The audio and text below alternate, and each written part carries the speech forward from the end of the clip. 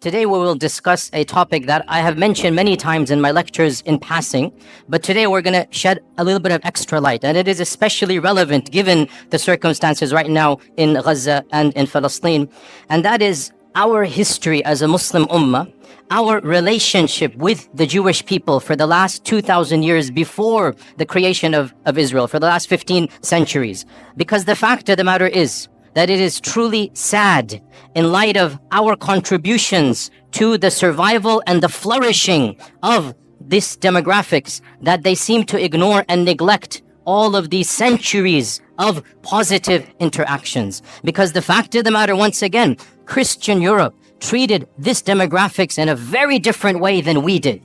And multiple times in history, the Muslim Ummah and the Muslim civilization played a vital role in protecting hundreds of thousands of persecuted Jewish people. So we need to be aware of this, and we need to know our own history. And again, only so much can be said for the history of 15 centuries. But as you're roughly aware, we went over this in detail this earlier part in a number of lectures.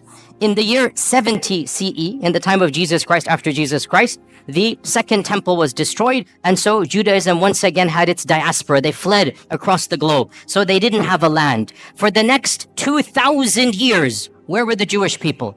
Under Christian and then Muslim rule. For 1,500 years before 1947, 1,400 years before 1947, where were the Jewish people? Either in Christian lands or in Muslim lands. Okay, what is the difference between how the Jewish people were treated in Christian lands versus how they were treated in Muslim lands? This is the summary we're going to be discussing today. And of course, the goal is to pique your curiosity. The goal is to start you on the journey. Obviously, in 15, 20 minutes, only so much we can do.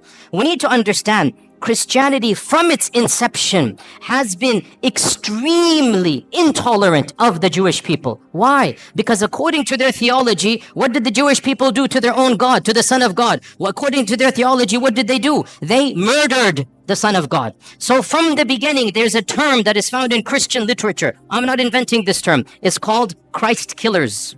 This is what they called the Jewish people, Christ killers. And that is why, generally speaking, in ancient Christianity, medieval Christianity, Jewish people were not treated as equal citizens. They didn't have the right to own property in most of European history. They were forced to live in special areas. The ancient term for this in Venice, the Venetian term, is still used in English. Guess what that term is?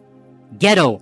That term, ghetto, where does it come from? Now we use ghetto to mean what? A very poor, very impoverished part of the city. Well, it was called ghetto for the first time in Venice in the 1200s from a Venetian term to mean low class. It's literally a term that was used for Jewish people. The term ghetto in English comes from them having to live in a separate place of the city. Jewish people in Europe were prohibited from any noble profession. They had to take ignoble tasks. They were prohibited from owning land. They were prohibited from rising up in the ranks of nobility. In fact, the one job that they were not prohibited to do, and that's why they started to do this more and more, was the job that was prohibited by the church, and that is lending of money. The church said you cannot lend money on interest. And Christians, if they do so, they're going to go to hell. They're going to be damned. This is Christian law, by the way. Jewish people were exempt because they're not Christian. And they couldn't work in so many other areas. This is not anti-Semitic. I'm teaching you history. This is a fact. Jewish people then took on, by and large, in Europe, the profession of money lending, charging interest. Because they weren't allowed any other job. They weren't allowed careers, and this was prohibited by the church. You'd be damned. So what did they do? They became the proto-bankers, the first bankers. And so what's going to happen? Slowly but surely, their wealth did increase. This is not a anti-Semitic. It's the fact of the matter is that they were involved in this profession, and that is why rich dynasties from this group did begin to rise in the 15th, 16th, 17th centuries. But that's because they were the ones lending money. Eventually, the church had to buckle under pressure and change change their law and say it is now allowed for Christians to do. Otherwise, Christians forbade Christians from lending money with interest. It was haram for them. The church would excommunicate you. That's why this group began to do this. In the 11th century, when the Crusades was announced, in 1095, 1096, the first Crusaders, they left England, they left Italy, they left France, and they made their way to Jerusalem, wanting to free, quote-unquote, Jerusalem from Muslim lands. Do you know what happened before they reached Jerusalem? They started massacring Jewish people. Where? In Europe. Why? What has that got to do with Jerusalem? They began to reason, if we're going to go to Jerusalem where Jesus walked, we should avenge his death before we get there. And so, thousands, this is the first time where pogroms happened against Jewish people. Entire cities in Europe, entire cities in Germany. This is in 1096, 1097. Entire cities were decimated from their Jewish populations. It is really pathetic what the Christians did. The women and children ran to the synagogues begging for freedom, and they burnt the synagogue with babies in it. They burnt it. Who? The Christians. Why? Because these are Christ killers. I say this because you need to know, where is this anger? Where is this anti-Semitic coming from? It's coming from Europe. We Muslims had nothing to do with any of this hatred. And you need to know the irony of how we can be accused when in reality this notion of anti-Semitism comes straight from Europe. In the year 1215, the church gave a decree that Jewish people could not live like normal citizens in any Christian land. They had to wear a different clothing. They had to live in different places of the city. They had to have specific professions. This is the Vatican. This is the church normalizing the discrimination of Judaism. This is in 1215. Don't be surprised in a few decades, 1290, King Edward of England said, I don't want any of these people in my kingdom. So he made a decree to expel every single member of the Jewish faith from England. For 400 years, there were no Jewish people in England. 400 years. Why? Anti-Semitism. The king said none of these people are going to be here. And Shakespeare writes his plays during this time. But the stereotype, the negative, evil stereotype remains in the psyche of Europe. Go read Shakespeare's plays. Go read how he writes about Shylock the Jew. This is Shakespeare, not me. Shakespeare is an anti-Semite in every sense of the term. The stereotypes, the negativity, and ironically, he's never interacted with a Jewish person because there are no Jews in England when Shakespeare's writing because of the decree. Only in 1680 or something, the king relents and allows them back in. And that is why, by the way, to this day in England, the Jewish population is very small compared to other places in Europe because for 4 centuries, they were banned. And one of the worst manifestations of anti-Semitism took place in Andalusia, but not under us. When Ferdinand and Isabella Reconquista, when they conquered Granada, the Muslim land, when they conquered Granada, the first decree, less than 1 week or 1 month after they took power, 1492, they made the decree. It's called the Decree of Al-Hamra because it was in the Hamra Palace.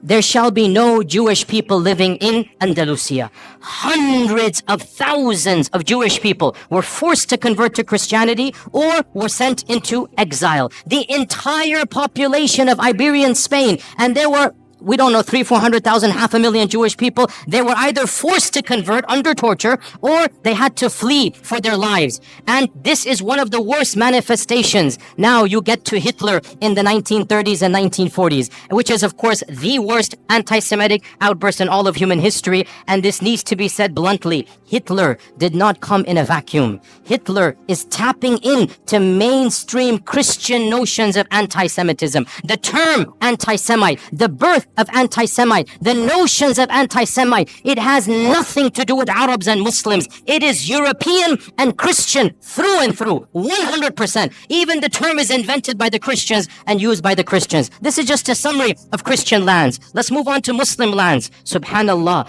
wherever Muslims went and there were Jewish people, the Jewish people faced a type of flourishing. They were given a type of protection they could never find in Christian lands. And when Muslims conquered what is currently Iraq, what is currently Iran, Iraq had a large population of Jews in Baghdad from the time of the first expulsion, not even the second, from 500 BC, because the largest group of Jews from the first expulsion, they went to Iraq. So Muslims found large groups of Jews in Iraq. In Iran, Isfahan, hundreds of thousands of Jewish people, again from the first and second expulsion. And the Muslims came and found them. And they gave them protection under the treaty of Umar ibn al-Khattab. Jerusalem, when Umar ibn al-Khattab marched into Jerusalem, guess how many Jewish people were there? Zero. Guess how many synagogues? Zero. Jews were not allowed to worship in Jerusalem under the Christians. Guess who gave them the freedom to build the first synagogue after the collapse of the temple? It was none other than Umar ibn al-Khattab radiallahu anhu. Umar ibn al-Khattab, acting upon Islamic commandments, acting upon prophetic guidelines. Jews and Christians are Ahli Kitab. They have the right to live freely. They have the right to worship. They have the right to build their synagogues and whatnot. Now, modern, liberals come along and they say, oh, the conditions of Umar al-Khattab are second-class citizenship. I'm not going to claim that Umar radiallahu anhu's condition is the same as secular America. It's not. But we're not comparing Umar ibn al-Khattab to secular America. Secular America is a different notion where religion plays no role. In the Islamic scheme of things, religion plays a vital role. So if you're a Muslim, yes, you get perks and privileges, no doubt about that. And if you're Ahl Kitab, there's certain things. For example, you cannot convert people to your faith. For example, the synagogue minaret, or the temple in the synagogue cannot be higher than the minaret of the mosque. I agree, these are conditions, but we're not comparing Umar al-Khattab to modern liberalism. We're comparing Umar ibn al-Khattab to the rest of the world. The fact of the matter, never once in all of Islamic history was there a policy to kill all Jews. Was there a policy to persecute all Jews? Was there a policy to expel all Jews? So Umar al-Khattab radiallahu anh allowed the Jewish people to come back into Jerusalem. This is the first time they could come back and build the first synagogue under the Khulafa al-Rashidun. And the rest, as they say, is history. That in Baghdad, when the Abbasids made their Baytul Hikmah, the famous house of wisdom, they hired the most competent translators regardless of their background. And because Muslim people weren't studying ancient Greek and whatnot, some of the best translators were from a Jewish background because they're the ones studying ancient Greek, ancient Latin. And so Baytul Hikmah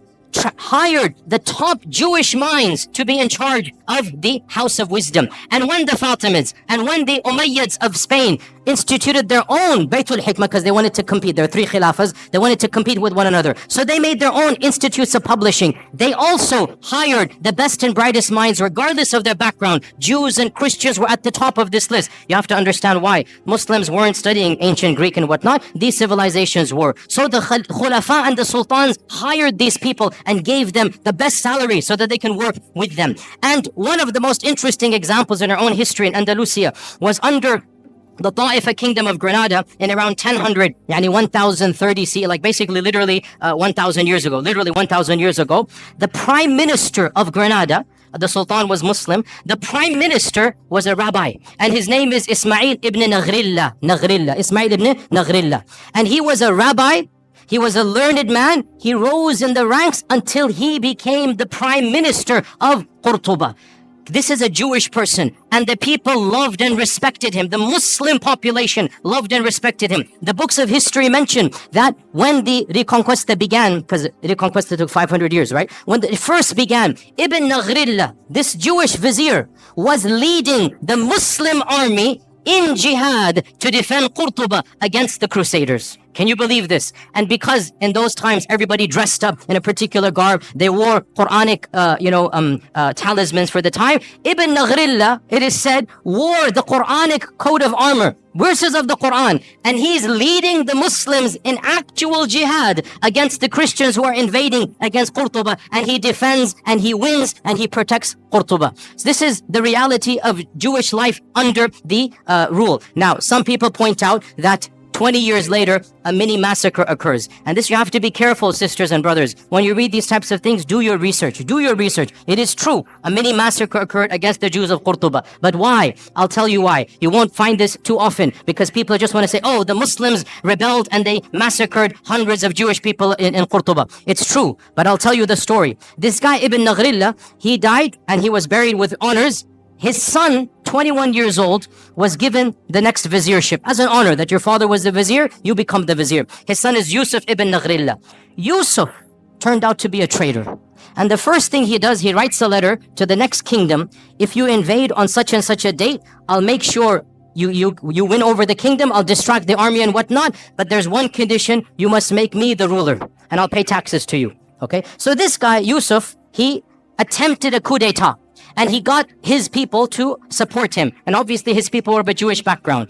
The letter was uncovered. The Muslims went wild. Mobs attacked the palace and literally shredded Ibn Naghrillah, Yusuf, the son of the famous one. They literally shredded him and tortured him to death. And then they turned on his core, killed them, and then it is true, sad, the mobs turned on the Jewish quarter because they thought this was a Jewish revolt against the city, and innocent people lost their lives. But the point is, no sultan gave the command, no government instituted this, and the reason why it happened was not because they were Jewish. It's because the notion came that the entire community is treacherous to us. That's why this happened. Then things went back to normal and Jewish communities began to flourish. Within 150 years, the greatest Jewish mind in all of Jewish history was born and raised and studied in Qurtuba. Who is this person? Who can tell me? Musa ibn Maymun. Rambam is what the Jewish people call him. The holy rabbi, Rambam. Memorize this name. That's a title, honorific title. Musa ibn Maymun, Moses Maimonides. In the entire history of Judaism, there is no theologian that is more respected and venerated than Rambam. Rambam, Moses Maimonides, born and raised in Qurtuba, traveled the Muslim world, died and is buried in Egypt, in Cairo. He spoke fluent Arabic. He went through the madrasa systems. In those days, if you wanted to study, you went to the madrasa, right? And the madrasa is religious. So you study the sciences along with Qur'an and tafsir and hadith and fiqh. So Musa ibn Maymun, as a Jewish student, was not just given the freedom, he excelled in his studies. And his biographers mentioned this. I'm not making this up. Read his modern day biography. He lived like a Muslim, prayed like a Muslim, recited Qur'an like a Muslim. Nobody forced him. It was free. Andalusia, you could be who you are. But he was in such awe of Islam that some people say he secretly converted for a few years. Allahu A'lam. But he lived like a Muslim in the dorms. And there was no pressure because in Andalusia, there was a type of religious freedom that was not found anywhere in Europe. You could be a Christian, you could be a Jew, you could be a Zoroastrian, you could be a Muslim, and everybody lived freely in Andalusia. But Rambam decided to act like and memorize the Quran like a Muslim. Eventually, he goes back to his rabbi, profession, and he begins writing. Now, this deserves an entire lecture. I don't have time to get into there, but it is one of my areas that I love to read about because intellectual history is my area. Moses Maimonides, listen, I'll just summarize it. He took Islamic concepts and he Judaized them. Mainstream Judaism is influenced by Moses Maimonides, and Moses Maimonides is influenced by Islamic thought. Now, this is not a conspiracy. Again, look this up. In fact, there's an entire entry in the Stanford Encyclopedia. I just saw this today to make sure that I can reference to you. The Stanford Encyclopedia Online, which is one of the most largest online encyclopedias. The Stanford Encyclopedia of Intellectual Thought has an entire article, the Islamic influences on Moses Maimonides. And of them, his proofs for the existence of God, his concept of God is coming straight out of Al-Farabi Al-Kindi. His notion of prophethood and what is prophethood. His notion of even theology. Pause here. Footnote. Sounds strange, I know, but Judaism, by and large, did not care about belief. Judaism cared about what? What? Law. Judaism cared about how you act. It had almost nothing to do with Aqidah. That's why they don't have any book on Aqidah. The first book of Jewish theology, who wrote it? Rambam. The first book. And you read this book and you are reading Al-Farabi, Al-Kindi. You are reading Islamic Mu'tazili thought. His conception of God, of the attributes, of Qadr, his conception of prophethood. It is coming straight out of his madrasa training. And this is now mainstream Jewish belief. I'm not making this up. This is well known. Mainstream Jewish theology is coming straight out of Andalusian madrasa. He just changed it, made it a little bit. And he wrote a creed.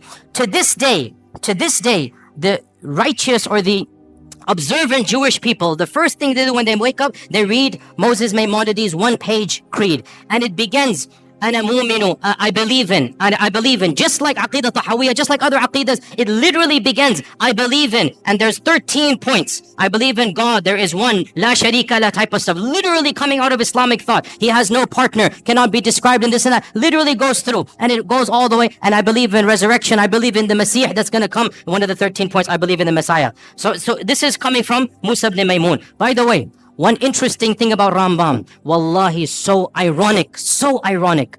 He became the best physician of his time because he mastered Ibn Sina. So he read Ibn Sina, he mastered Ibn Sina. Now he's the best physician. He works his way up. Guess who he becomes the personal doctor to? None other than Salah ad-Din al-Ayyubi. Salah ad-Din al-Ayyubi takes him as his personal court doctor. For a period of time, he travels with Salah ad-Din. He is the primary doctor of Salah ad-Din Ayyubi. Nobody can accuse our religion of anti-Semitism. Nobody can accuse our sultans, our khulafa of hating people because of their different faith. It didn't happen that way. If you were talented, you were the best doctor, and it's so ironic. Salah ad-Din is conquering Jerusalem, and Rambam is his main doctor. Subhanallah. How can we not remind our Jewish brethren of this reality? Look at from where to where. Look at the past, and now look at how that has flipped. Eventually, he went to Egypt. He lived in Egypt. By the way, he wrote most of his writings in which language? Arabic. The chief rabbi of Judaism is writing his books in Arabic. This is well known.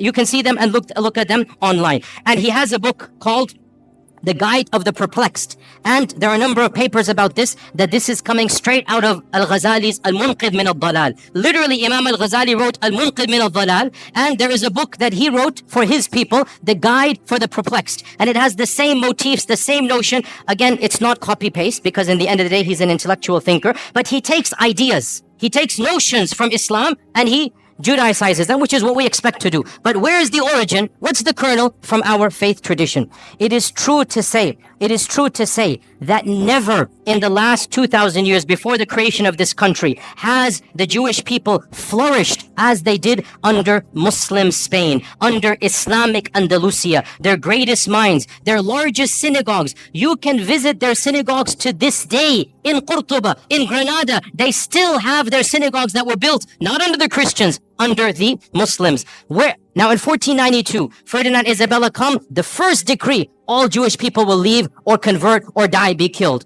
Where did these 500,000 Jewish people go? The Sultan Muhammad II gave a decree. Anybody who flees from Andalusia shall be welcomed in our lands anywhere you are. And he said, any vizier, any governor, any businessman who impedes their settling, who stops them to settle in any city, shall be punished by the Sultan himself. Sultan Mehmed II welcomed hundreds of thousands of Jewish people in 1492 with open arms. He literally saved them from execution or forced conversion. And he was angry at Ferdinand and Isabella, and he goes, this is not a good policy. But he thanked them. He goes, but you are giving us your good minds, your good workers. Don't worry, we will take them. Because of this, sisters and brothers, where did they go? They ended up in Morocco, in Tunisia. They ended up in Egypt. Hundreds of thousands of large Jewish communities were living in the Middle East, in Yemen. They were living there because Ferdinand and Isabella expelled the Jewish people. Muslims welcomed them and they said, Tafaddal, come and live here. And they lived here up until 1947. And by the way, before we even get to 1947, let's not forget another chapter in Muslim Jewish history. And this one, I was honestly surprised when I found out. Under Nazi rule, when you're all aware what Hitler did, he made a policy. All the people of that background shall be exterminated. The most inhumane, barbaric policy in the entire history against the Jewish people was Hitler. He literally exterminated them by, gas chambers and whatnot. Guess who intervened where possible? In multiple countries, Muslims sometimes at risk to their own lives, stood up and protected Jewish people. And wallahi, brothers and sisters, I say to you honestly, I have visited Auschwitz and Dachau. I have studied this chapter in history. Wallahi, I swear to you, if I were alive at that point in time, I would hope to Allah that I have the courage and bravery to stand up against the tyranny of Hitler and to protect innocent women and children. The way they were brutalized, the way they were rounded up and just killed for no reason. Innocent babies. We saw thousands of toys and thousands of shoes of children literally just piled up there, killed for no reason. I would hope I would have that courage as well. And I was so happy to hear so many people stood up. The Sultan of Morocco, interestingly, Morocco was under the French rule, and so technically it was not independent. Yet when the French said, give us your Jewish people, Sultan Muhammad V said, no way. These people are our brethren. They have lived with us for centuries. They shall not be handed over. So Sultan Muhammad refused to obey the Nazi policies under the French rule of the Nazis. Tunisia as well refused. The Ottomans refused. In Bosnia, the Muslims refused. And perhaps the most brave act of courage, because it wasn't a government, it was brave. In France, the Muslims who were under the Nazi occupation. So the Nazis, if you remember your history, they invaded France and they took it over. So you have Nazi rule in France for a few years. You literally had Nazis ruling France before the liberation in 1947. So Nazis are in control. Muslims were allowed to live as second-class citizens. The Imam of the Masjid, Qadir, the Imam of the Masjid, the Grand Mosque of Paris, I visited it. It's a very beautiful masjid built in the 1930s. It's still standing to this day. It's a beautiful, iconic masjid in Europe. The Imam of the Masjid gave a secret talk to the Muslims, and he encouraged the Muslims, if you know any Jewish friends of yours, bring them in. We will protect them in our mosque. The basement of the masjid became a home for the Jews under Nazi rule in France. And this was engineered by the Imam, the Sheikh. And some people didn't have space. He forged Islamic documents and told them to dress like Muslims. And it is said he saved over 1,000 people by this policy. 1,000 Jewish people in France were saved by the Muslim community who literally banded together. They didn't tell any secrets. There were families in the basement of the masjid, and those that didn't have space, the Imam personally forged IDs that these are Muslims. Because you know, in the end of the day, what do the Nazis know? They look different, they talk different, they dress different. Khalas, they pretend to be Muslims. This is what you call Islamic rule. This is what is akhlaq of the Muslim. When this tyrant comes, you're not going to allow him to do this. You will protect them. And so it is truly sad that all of this history has been completely forgotten. What happened? Obviously, you're aware, in 1947, it is estimated there were around less than 1 million Jewish people living in Arab and Muslim lands. Less than 1 million, maybe 900,000. That's a huge number, by the way, especially after World War II. After World War II, you had more Jewish people across the Middle East and Arab lands than anywhere in Europe, right? So almost 1 million living in Yemen, in Cairo, in Iran, in Morocco. These are all people of Jewish background. What happens in 1947? The country of Israel is formed, and they make a call, a plea, that if you come here, you will be given perks and land. If you come here, you'll be given a better economic status. And so majority of them migrated. Why did they migrate? Put yourself in their shoes. It's their land, from their perspective, obviously. They're getting their own people. They're getting a citizenship. They're getting land. They feel it's going to be safer for them. Some of them believe in Zionism. And yes, I'm not going to deny, because of the atrocities in 1947 and the massacres against Arabs, it is true, in a number of Muslim lands, for the first time in history, these types of sentiments that we now are familiar with began to develop against the Jewish population. I'm not going to deny this. But why did it happen? Because of politics of Israel. Not because they were Jews. Because Israel massacred thousands, hundreds of thousands of Muslims, expelled hundreds of thousands of Arabs. Well, then there's going to be a feeling of sentiment. What are you guys doing here? Go where you belong and whatnot. So all of this put together, in the next 5 to 10 years, from 900,000 Jews in Arab and Muslim lands, currently it is estimated there are less than 15,000 across all lands. 200 here, 500 here. All of them have come to Israel. But one final point, and with this we conclude. Subhanallah, this is something you need to know, O Muslims. This division of living under Muslim, living under Christian, it had and has and continues to have a profound impact on the demographics of the country of Israel. Judaism is divided into multiple groups. The 3 most important groups: Number 1, Ashkenazi. Number 2, Sephardim. Number 3, Mizrahi. These 3 divisions go back to whether they were living under Europe or under Muslim rule. And the most Europeanized Jewish people are the Ashkenazis. These are the ones, they never lived under Muslim lands. These are the ones, they have a different cultural background. They're more European. Generally, they're more secular. Generally, they're the ones in charge. Generally, they're socioeconomically privileged. And they're the governments ever since the founding of Israel. Sephardim are those Jewish people that were kicked out of Andalusia. And Mizrahi are the Jewish people who lived in Arab lands, Yemen, Iran, other places for many millennia. They are the smallest. Generally, Sephardim and Mizrahi are more pious. They're more orthodox. They're more religious. They're more believing in God. And a lot of you don't know this. In Israel, they are treated like second-class citizens. In Israel, because they can tell by your looks, they can tell by your name, they can tell by your culture. The Ashkenazis, who have a white skin color, are the superior class. And of course, there's even a lower category, the Falasha, which are coming from Ethiopia, and you should see how they are treated in Israel. They are the lowest of the low. But above them are the Mizrahis, and above them are the Sephardim. Sephardim and Mizrahis, they are ghettoized in Israel. In the 40s and 50s, they were not given the land they were promised. They were not given the perks that the Ashkenazis were given to. They were not given government positions. And this caused, I'm not joking, you can look this up, in the 60s and 70s, political parties, some of them semi-violent, from the Sephardim, from the Mizrahi, were formed to fight against whom? Against whom? The Arabs? No, Ashkenazis. To fight for their rights. And these days, there is a massive party in Israel called the Shas Party, S-H-A-A-S, the Shas Party. It is the 4th or the 5th largest party. It is a party that was founded to protect the rights of the Arab Jews, i.e. the Sephardim and the Mizrahi Jews, so that they have equal rights as the Ashkenazis. You have to realize racism is rampant in that group of people, even amongst their own. Any Jewish person who lived in Muslim lands, who spoke Arabic, who comes from an Arabic culture, is not treated with the same respect as the Europeans. And this is well known, open secret. Go look it up. Go do your research in this regard. So this is one point. And I want to conclude on this point, sisters and brothers, and that is that we are not mentioning this. Wallahi, we are not mentioning this to remind them of a debt they owe us. No.